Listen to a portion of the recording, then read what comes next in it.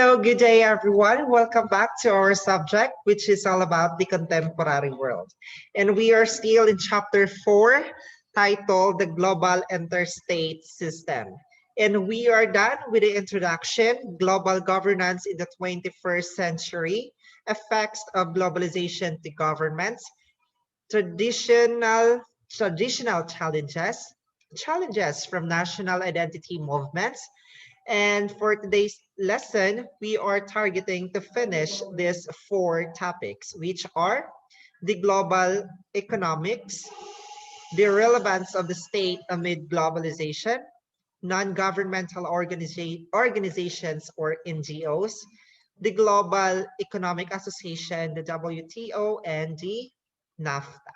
Okay, let's start with the global economics.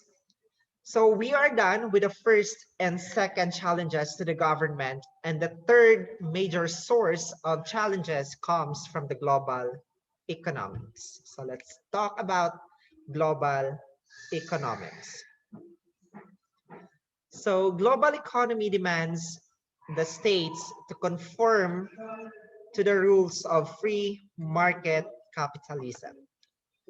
So government austerity comes from development of organizations that cooperate across countries such as WTO and regional agreements such as NAFTA, the European Union or EU, and the Association of South Asian Nations or ASEAN. So let's start.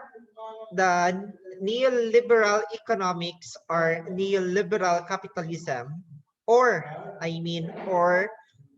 neoliberal capitalism started in 1980s. So neoliberal economics, it focuses on free trade and dismantling trade barriers, and it made sure that governments did not impose restrictive regulation on corporate presence, as well as on the free flow of capital and jobs. So free trade was seen as the ideal of the normative belief that is the best economy is one where there is free trade everywhere.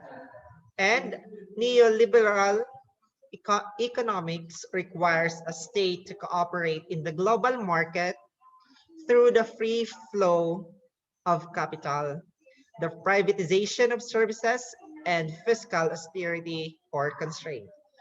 Therefore, ang neoliberal economics is seen as a threat in general because a state cannot protect its own economic interests as a sovereign state.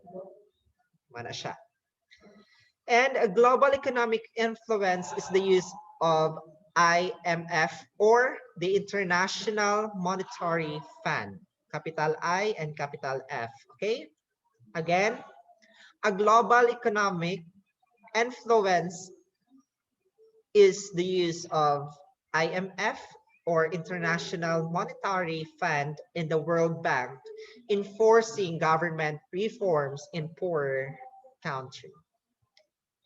So in conclusion, the economic crisis can force government to subscribe to the terms and conditions of the global financial market and of the other nations that can help them regain economic stability. And that's the global economics. Our next topic is all about the relevance of the state amid globalization. So we are, yes, the relevance of the state amid globalization. Mo ni siya ang pinakalas, Goro? I think so. So let's start with this.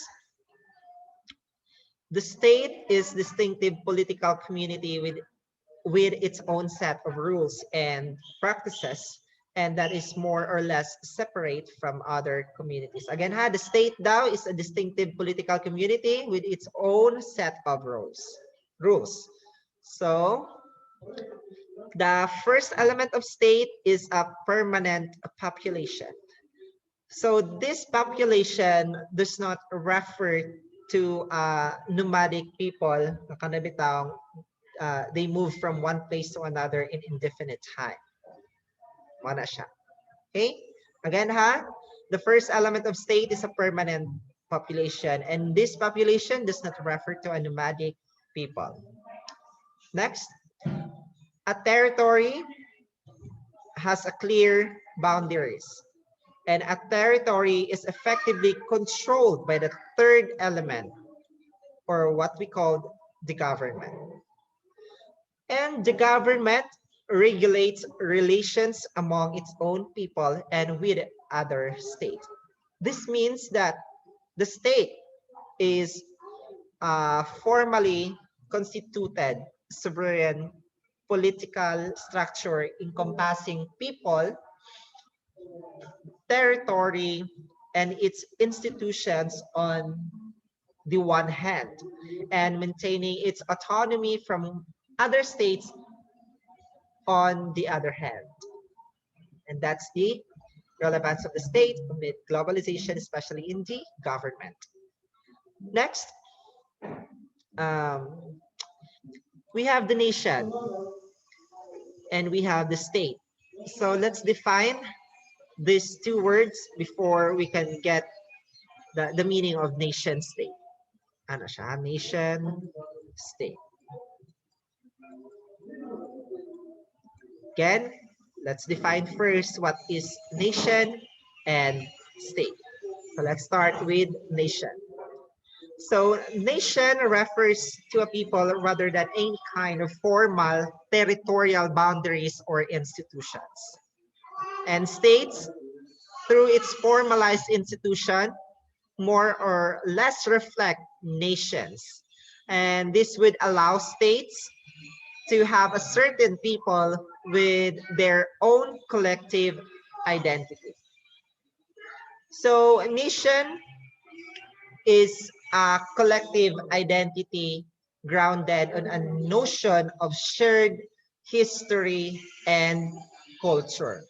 And if we talk about Philippines as a nation, we refer to our shared collective notion of democracy, our history, and our collective identity.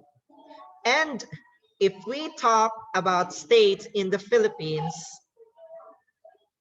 or if we talk about Philippines a state, we may refer to a Philippine government, the Philippine territory, and its internal and external sovereignty.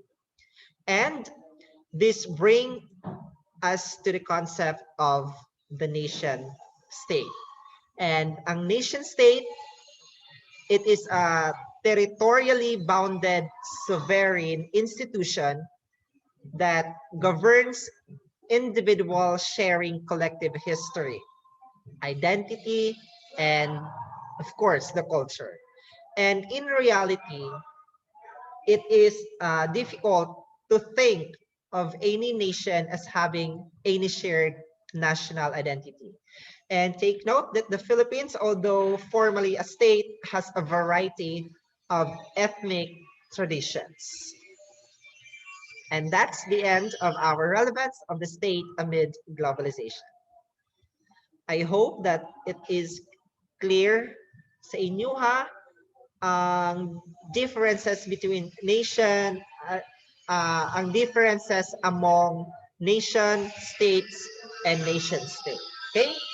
So our next topic is all about the non-governmental organization. And sorry for that noise. Naalay construct din hiya.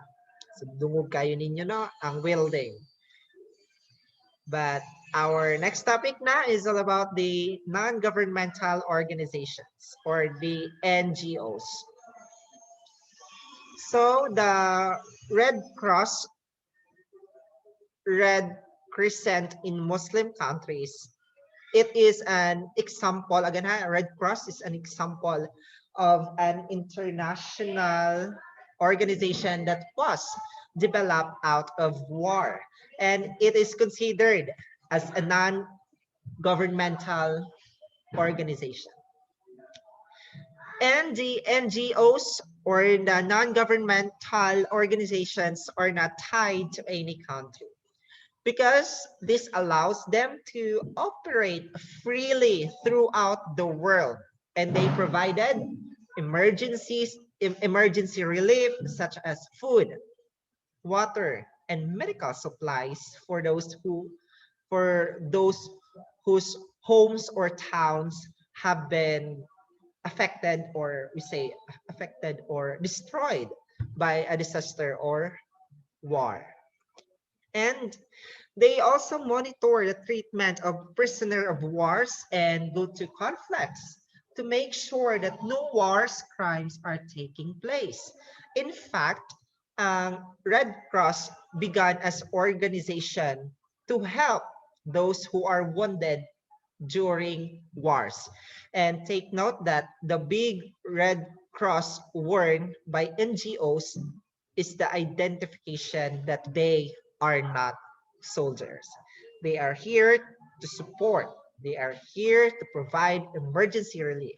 Mana siya ang Red Cross. Di ba? Kung naamoy nakita nga mga party or event, na dyan ang Red Cross kay in case nga na ay makuyapan, na ay need, na ay nasamad, so mo diretso din na sila to help to provide emergency relief such as food, water, and of course the medical supplies. And in addition to Red Cross, there are many NGOs dedicated to helping people around the world. And mao jud na ang ilahang main goal, to help people around the world. And next, we have the Global Economic Association, the WTO, and NAFTA. So what is WTO? WTO is a World Trade Organization. So the next group is an economic association, is the WTO or World Trade Organization. And the World Trade Organization or WTO, it is made up of 162 countries around the world and was created with the goal of increasing free trade, the best kayo ning World Trade Organization. And countries therefore can buy and sell goods from one another without placing taxes on imports and tariffs. So in addition of this, ang mga tariffs are used to protect businesses and companies inside their countries. And mo na siya ang tariffs. Gigamit siya para i-protect ang mga businesses and companies inside to that country. Another famous economic organization is the NAFTA, or the North American Free Trade Agreement. So NAFTA, like World Trade Organization, ang NAFTA daw represents the challenge in America of keeping manufacturing factories. So this is an economic treaty between among the United States, the Canada, and the Mexico, in which these three countries trade freely without taxing each other. And also, NAFTA is not without critics at all, ang NAFTA, or ang North American Free Trade Agreement. And that's the end of our global economic associations, the WTO or World Trade Organization, and NAFTA or the North American Free Trade Agreement. And that's the end of our second discussion in chapter 4. Thank you for listening, and I hope that you learned something new for today. And if wala, rewatch the pre-recorded videos until you learn. Okay? Keep safe, everyone, and God bless us all. Thank you.